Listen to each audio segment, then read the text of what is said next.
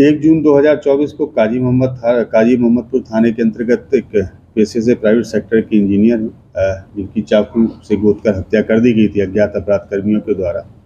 और उसके 2 दिन बाद 3 जून 2024 को अहियापुर थाने के अंतर्गत पेशे से एक शिक्षक हैं, उनकी भी हत्या अज्ञात अपराध कर्मियों द्वारा चाकू से गोद के कर दी गई थी।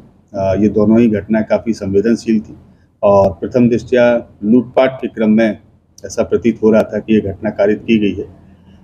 इन घटनाओं की संवेदनशीलता को देखते हुए सिटी एसपी श्री अवधेश दीक्षित के नेतृत्व में एक टीम गठित की गई थी, जिसमें ASP town, DSP town 2 Vinita, DIU के प्रभारी लाल किशोर, अहियापुर के थाना अध्यक्ष रोशन और जो संबंधित थाना काजी मोहम्मदपुर है वहाँ के थाना अध्यक्ष और पूरी टीम लगातार कार्य कर रही थी।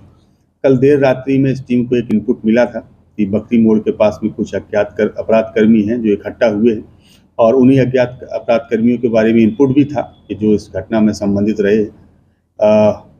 उक्त टीम के द्वारा वहां रेड की गई और उस दौरान 2 अपराध कर्मी हैं जिनकी गिरफ्तारी की गई, जिसमें से एक का नाम विकास है और दूसरे का नाम पंकज है। जब इन दोनों से पूछताछ की गई और इनको सर्च किया गया तो इनके पास से काफ़ी ज़्यादा मात्रा में मोबाइल मिले, एक अवैध हथियार भी मिला और एक चाकू भी मिला। और जब पूछताछ के बाद में फर्दर रिकवरी के लिए इनको ले जाया जा रहा था तो रास्ते में ही शौच का बहाना बनाकर ही उतरे और जो पुलिस पदाधिकारी वहां पर उनके साथ थे बिट्टू कुमार, उनके साथ धक्का मुक्की की गई इन लोगों के द्वारा। उनका पिस्टल छीना गया और पुलिस के ऊपर फायरिंग की गई। पुलिस के द्वारा भी आत्मरक्षा जवाबी फायरिंग की गई, जिसमें 2 राउंड गोलियां चली हैं और जिसमें से जो दोनों अपराध कर्मी हैं उनको एक एक गोली पैर में लगी है, जिसमें से एक अपराध कर्मी का नाम विकास कुमार है और दूसरे अपराध कर्मी का नाम पंकज कुमार है। दोनों अभी खतरे से बाहर हैं और दोनों मेडिकल कॉलेज में भी इलाजरत हैं। इन दोनों के पास से ही जब जो मोबाइल जब्त किए गए थे, हम लोगों ने उन मोबाइल का विश्लेषण किया तो ये दोनों वही मोबाइल थे जो 2 मोबाइल इन घटनाओं में मृतकों के लूटे गए थे। तो इस प्रकार से हम लोगों ने दोनों ही घटनाओं में जो मोबाइल लूटे गए थे उनकी बरामदगी की है। इसके अतिरिक्त अन्य काफ़ी मोबाइल भी बरामद किए हैं।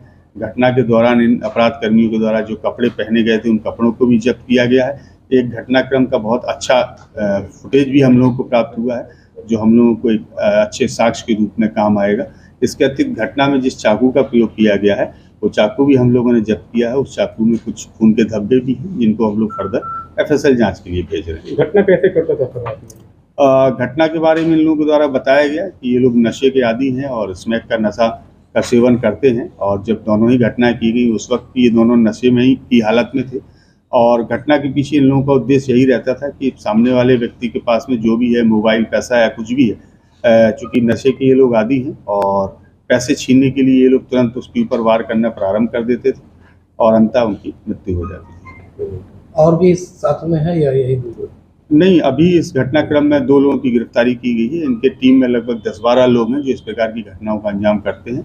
हम लोगों की टीम अलग से उन व्यक्तियों के ऊपर कार्य कर रही है और बहुत शीघ्र ही इसमें आप लोगों को अन्य अपडेट भी हम लोग क्या लूटा गया? जो पहली घटना थी उस घटना में लगभग उनके पास में जो अभी तक पता लगा है लगभग 70 से 80 हज़ार रुपये थे। इसके अतिरिक्त उनका मोबाइल था जो इनके द्वारा छीना गया है, एक ट्रॉली बैग था और जो दूसरी वाली घटना है जो शिक्षक थे उनके पास मोबाइल था, उनके पास में लगभग 1100-1200। मुठभेड़ में कितनी गोली चली है? मुठभेड़ में कुल 5 राउंड गोलियां चली हैं। 3 राउंड गोली जो अपराध कर्मी थे उनके द्वारा चलाई गई है। 2 round controlled fire self defence में पुलिस के द्वारा किए गए। जेल में भी सर कभी किया है? हाँ, इनका एक लंबा आपराधिक इतिहास है। टोटल ये 8 कांडों में अभी तक वांछित रहे हैं और इसके पहले 2024 में ही ये मार्च माह में अहियापुर थाने से जेल गए थे।